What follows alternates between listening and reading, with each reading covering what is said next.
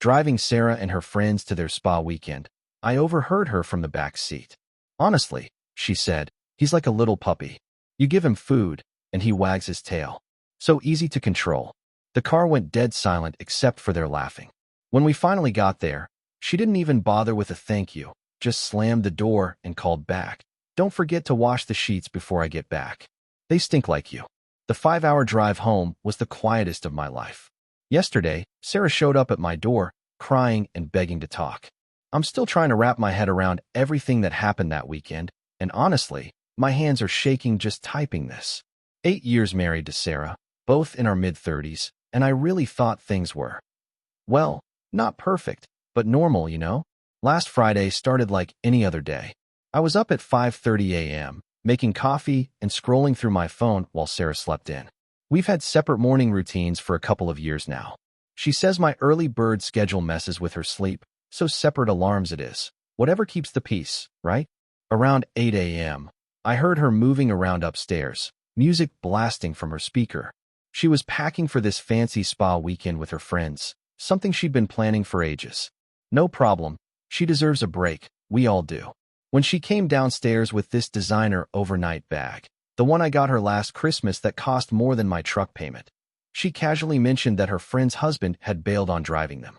Then came the favor. "Would you mind taking us? It's just a 5-hour drive each way, and you'd have the whole weekend to yourself after dropping us off." I hesitated. That's a lot of driving in one day, and I had plans to go fishing with David on Saturday. But Sarah has this way of tilting her head and giving me this look, and I just caved, like always. This becomes important later. So, by 10 a.m., I was behind the wheel with Sarah in the passenger seat and her 3 friends, Lisa, Amy, and Chloe, crammed in the back with their bags and a cooler full of snacks. The first hour was fine, music playing, everyone chatting about regular stuff. I mostly stayed quiet, focusing on the road while they talked about people I didn't know. By hour 3, they'd gone through a couple of those pouches of pre-mixed margaritas you can get anywhere. Not enough to be drunk, but enough that they got loud and started forgetting I was there. That's when it happened. They were talking about marriages and relationships. Lisa was complaining about how her boyfriend never listened and how she had to nag him for everything. Then Sarah, my wife, chimed in with, "Honestly, he's like a little puppy. You give him food, and he wags his tail. So easy to control." The car went completely silent for maybe 3 seconds. Then they all burst out laughing. All of them. I literally felt my grip tighten on the steering wheel, my knuckles turning white, but I didn't say a word. I just kept driving like I hadn't heard, even though I'm pretty sure my face was bright red. They must have realized I could hear them because they changed the subject right after, but the damage was done. For the remaining 2 hours, those words just kept replaying in my head. Rescue dog, so easy to control. 8 years. 8 freaking years together, and that's how she sees me? Some pathetic animal she's trained? I kept driving, answering their questions with one-word answers when I had to, but mostly just feeling numb. When we finally arrived at this fancy mountain resort, all glass and stone, probably costs more per night than my mortgage, Sarah and her friends piled out with their bags. I got out to help, but they were already grabbing everything. Sarah didn't even look at me as she walked away, just called back over her shoulder that I shouldn't forget to wash the sheets before she gets back, because they stink like me. Then she laughed. They all did. I stood there next to my car, people coming and going around me at the resort entrance, feeling like I'd been punched in the gut. 8 years, and she couldn't even say thank you for the 10 hours of driving I'd just done. Just, "They stink like you." That was it. The drive back was the longest 5 hours of my life. No music, no podcasts, just me and my thoughts on an empty highway. Every conversation, every argument, every compromise we'd made over the years started replaying in my head, but with this new perspective. Had she been controlling me this whole time? Remember how I gave up my weekly guys' nights because she said they were childish? Or how we always spend holidays with her family because mine is too chaotic? What about when I wanted to use my bonus to fix up my project car, but somehow that money went towards new kitchen appliances instead? By the time I pulled into our driveway, it was almost midnight. The house felt different, colder. I wandered from room to room, really seeing things for the first time. How there are literally no photos of my family anywhere. How my stuff is always tucked away in drawers while her things are on display. How even the damn coffee maker is the one she wanted, not the simpler one I preferred. I sat down at our desktop computer to check my email before bed. Sarah keeps her laptop password protected. Red flag much? That's when I noticed she hadn't logged out of her social media. I've never been the type to snoop, but after what I heard in the car, 2 hours later, I was still scrolling through years of messages between her and her friends. Messages about me. How she trained me to give her what she wants. How she deliberately starts fights when I bring up things that matter to me. How she and Lisa laugh about their projects, meaning me and Lisa's boyfriend. It was like reading about a stranger, or worse, reading about myself from the point of view of someone who sees me as a joke. I didn't sleep that night. By morning, something had shifted inside me. The hurt was still there, but underneath it was something else, something hot and sharp that made my hands steady instead of shaky. I made a decision right then. I'm done being someone's little puppy. This morning, I called David. I'm going to need his help. Sarah will be home on Monday, expecting her well-trained pet to be waiting with his tail wagging. She's got another thing coming. Update 1. Wow. First off, thank you all for the support on my last post. It hit differently, reading through hundreds of comments from complete strangers who understood exactly what I was feeling. That got me through the weekend. It's been 4 days since I dropped Sarah and her friends at that spa resort. 4 days since I heard my wife of 8 years call me her little puppy. 4 days of the most eye-opening experiences of my life. Remember how I mentioned finding her social media messages? That was just the tip of the iceberg. After I posted here, I decided to dig deeper while she was still away. Not proud of it, but I went through everything. Our shared laptop, old phone backups, financial statements, the works. What I found made me physically sick. First, the money stuff. Turns out we don't have as much saved as I thought. For the past 3 years, Sarah's been quietly moving money from our joint account into a private one I knew nothing about. Not huge amounts at once, but between $200 and $500 every month adds up to over $20,000. Our money we were supposedly saving for a down payment on a bigger house. When I checked our credit card statements, which she always insisted on handling, I discovered she's been hiding purchases too. Stuff she told me was on sale or a gift from her mom was actually maxing out her credit card. The worst part? She's been paying only the minimum payments while telling me everything was paid in full. Then I found something that made my blood boil.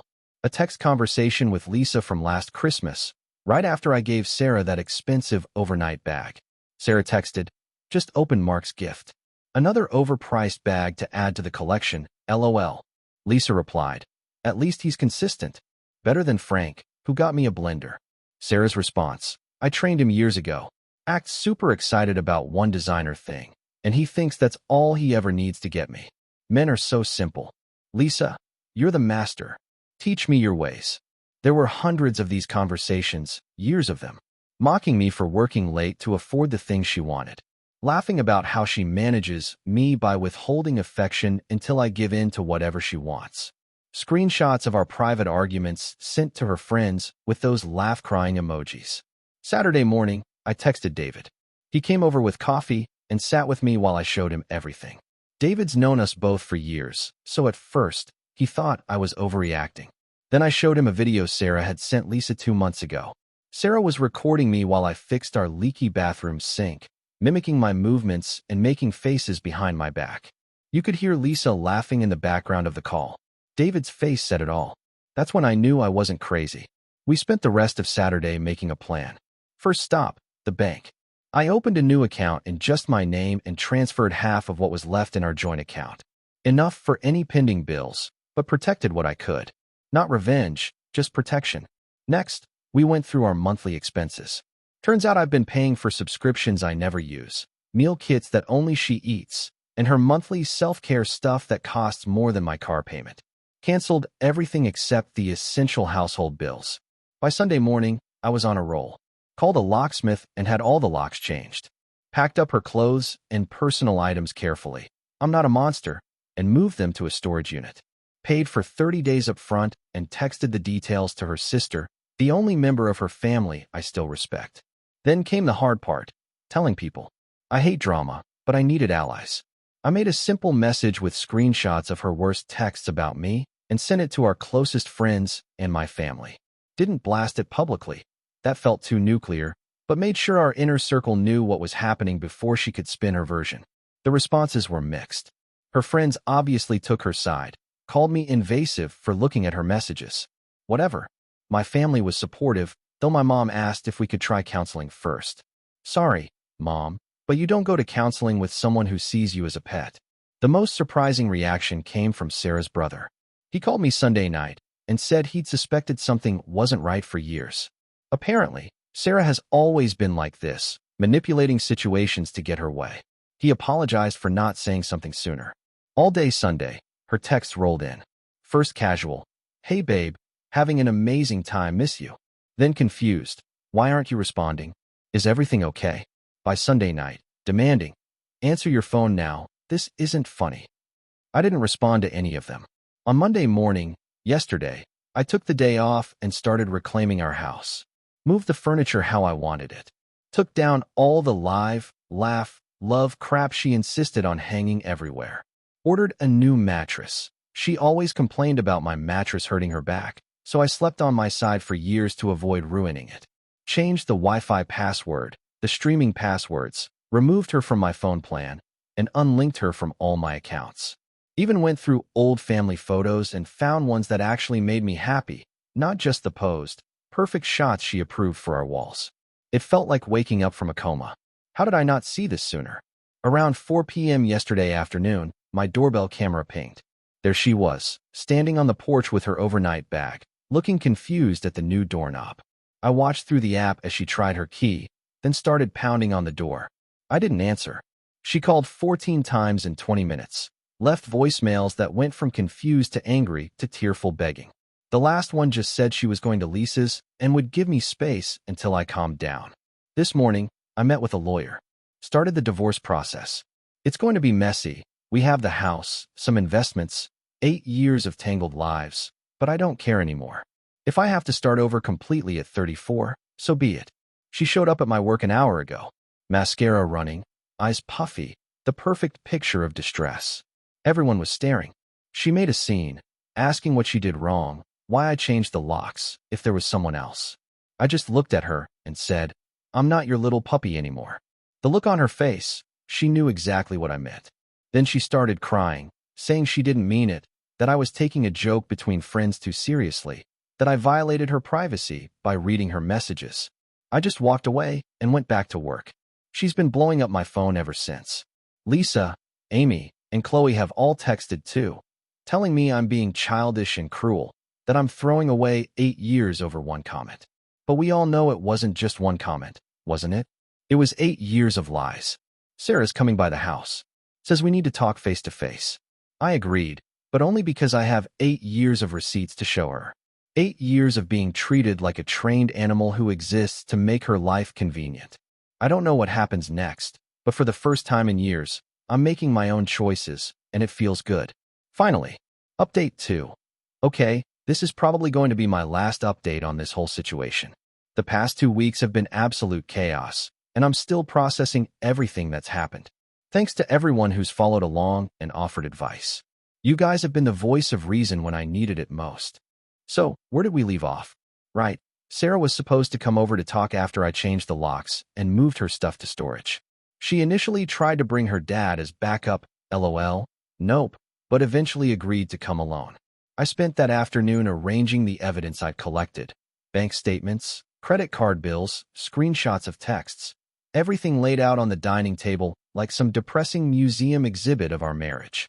David came by beforehand and helped me set up my phone to record the conversation, legal in my state, checked with my lawyer. At 7:30, the doorbell rang. I checked the camera app. Just Sarah, looking surprisingly normal, not the tear-streaked mess from earlier. She'd done her hair, put on makeup, and was wearing the blue dress I always liked. Classic manipulation tactic. When I opened the door, the first thing I noticed was the smell of her perfume, the expensive one she only wears on special occasions. She immediately went in for a hug, which I sidestepped, gesturing her inside without touching her. The first 10 minutes were honestly surreal. She walked around, looking at the changes I'd made to the house, making small comments like she was a visitor, asked if I wanted some wine, complimented the new furniture arrangement, acting like this was just another evening at home, not the end of our marriage. When we finally sat down at the dining table, she saw all the papers, and her expression changed. That's when the waterworks started. Said she'd made a stupid joke that got taken out of context, that I was overreacting, that going through her messages was the real betrayal. I just sat there, letting her talk herself out. When she finally paused for breath, I pushed the bank statements toward her and asked about the $20,000. Y'all, the speed at which her story changed was fascinating. First, it was a special account for a surprise vacation for us. Then it was emergency savings her therapist suggested all women should have.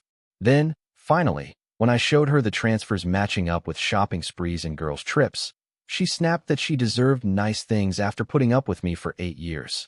And there it was, the mask completely off. For the next hour, it was like watching someone transform. She cycled through every emotion, crying, pleading, angry accusations, seduction attempts, more crying. When none of that worked, she started threatening me. Said she'd tell everyone I was abusive, that her dad would destroy me financially, that no woman would ever want me after she was done spreading rumors. I just played the recording of her spa car comment and the following laughter on my phone. She went white, then red, then she grabbed my water glass and threw it against the wall. That's when the doorbell rang again. It was Lisa, alone, looking nervous as hell. This wasn't planned. Turns out Lisa had been sitting in her car down the street for almost an hour, working up the courage to come talk to me. Sarah was furious, immediately accusing Lisa of betraying her. What came next was the plot twist I never saw coming. Lisa had brought her own evidence, screenshots of conversations I hadn't found, including Sarah's messages during the spa weekend bragging about how she was cheating on me with her boss, planning to upgrade once she secured a promotion he'd promised her. There were photos too. Definitely not friendly workplace interactions. I just sat down on the couch and laughed. Actually laughed. 8 years of my life with someone who saw me as a stepping stone. Lisa looked at me, then at Sarah, and asked why she would do this to someone who treated her so well. Said she'd been feeling guilty for months, watching Sarah manipulate and mock me, that the car ride comment had been the final straw. Sarah completely lost it, called Lisa every name in the book, said they'd been friends for 15 years, and this was how she repaid her. Lisa just quietly said, maybe we shouldn't have been friends for that long. After Lisa left, Sarah tried one more angle. Claimed she needed financial help until she could get on her feet, that we could work out a separation agreement without lawyers, that she'd sign whatever I wanted if I just gave her access to our accounts again. I handed her the business card from my lawyer and showed her to the door. She stood on the porch crying, for real this time, asking if 8 years meant nothing to me. I just said, they meant everything to me. That's why this hurts so much. Then I closed the door. The next 2 weeks have been a mix of peaceful and chaotic. Peaceful because I'm rediscovering who I am without someone constantly criticizing my choices. Chaotic because divorce is a complicated process, especially with someone who's fighting it every step of the way. Sarah's been trying different tactics with our friends and family, telling some people I had an affair, telling others I'm having a mental breakdown. Most people have seen through it, especially after I shared those screenshots, but it's still exhausting. The financial untangling has been a nightmare. She ran up another $2,000 on our joint credit card before I could close it completely. My lawyer says we can add that to the divorce settlement, but it still pisses me off. Her dad called me last week, not to threaten me like I expected, but to apologize. Said he and Sarah's mom had enabled her behavior her whole life, and he was sorry I got caught in the fallout. Weirdly, that conversation hit me harder than anything else. Made me realize Sarah's probably never going to change. It's been 6 weeks since that car ride now. The divorce is moving forward. We'll sell the house and split the proceeds, minus the money she took, according to my lawyer. I'm staying with David temporarily while looking for an apartment. Last night, I went on my first date since college that wasn't with Sarah. Nothing serious, just coffee with someone a friend introduced me to. It was awkward and a little uncomfortable, but also nice to just have a normal conversation with someone who seemed genuinely interested in what I had to say. I don't know what the future holds, but I do know I'm never going back to being someone's little puppy again. I've started setting boundaries with everyone in my life, lost a few friends who were apparently only friends with the couple, but the ones who stayed are the ones who matter. For anyone in a similar situation, questioning whether you're overreacting, trust your gut. If something feels wrong, it probably is.